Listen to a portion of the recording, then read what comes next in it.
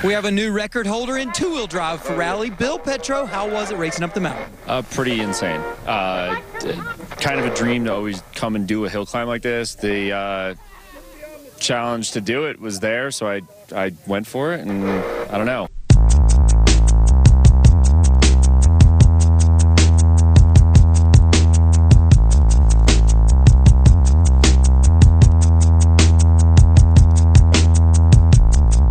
So we've been here for 8 years, and we've been working on, a lot of Subarus. Predominantly is what we started our business as.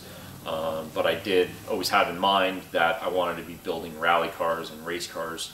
So we do a lot of rally builds, we do some drift builds, we do road race builds, we do hill climb builds, some time attack builds. We do pretty much everything where you're just not turning left. So really, I got started in all this as a really young kid. When I was 5 years old, I started working on cars with my dad in our garage. We mostly were building hot rods back then, pre-60s stuff. And, my dad was actually working for Peugeot North America at the time as the North American sales training manager. So in the 80s, in the mid-80s with Peugeot and their involvement with WRC, Pikes Peak, and Dakar, that's kind of where I got my addiction from.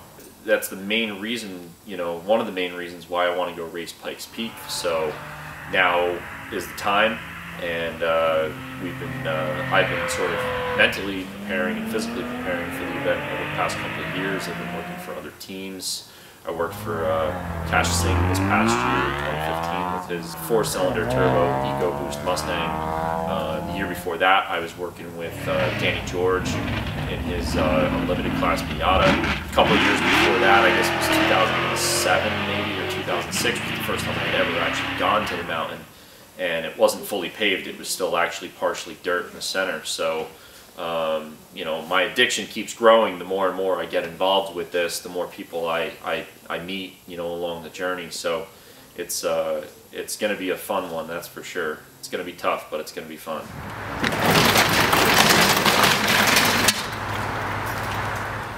So we're actually at my apartment, and this is the car that I'm going to be running at Pikes Peak. It's a completely different chassis from the other car that I have been running over the past few years. This I got from a friend for a really good deal. I couldn't pass up. It was a clean, non-sunroof coupe with minimal rust. It's an 89 240SX, and it's basically in need of a full strip down and a full build up. It's just a rolling shell right now. It's got no motor, no trans in it, and it's got no interior in it. So basically we're halfway there to the build. The plan for the build is to put in a SR20 VET. It's actually an SR20 DET with a VE head on it, still being turbo. So we're going to utilize that and a stock transmission, and that will hopefully get us around 400 to 500 horsepower, depending on what turbo we put on it for the time. It's going to be a Time Attack 1 car, so really anything that's not 100% fully production, but still in a production-based body, is actually Time Attack 1. Their Time Attack 2 classification is really a full stock interior, headliner, back seats, everything, but with a cage in it. That's not what we're going for this year. We're going to be going for the Time Attack 1 class. There's always a lot of fighters in that class. It's a huge class. It's probably the biggest class at Pikes Peak every year. And I think this past year, 2016, I think there was something like 20 or 21, 22 cars in that class. Nobody this year really went past the 10-minute mark.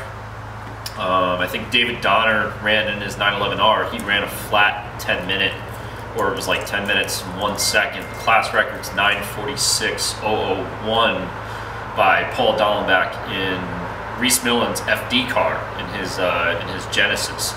So, and a very close follow-up is Jeff Swart in his 997 Cup car.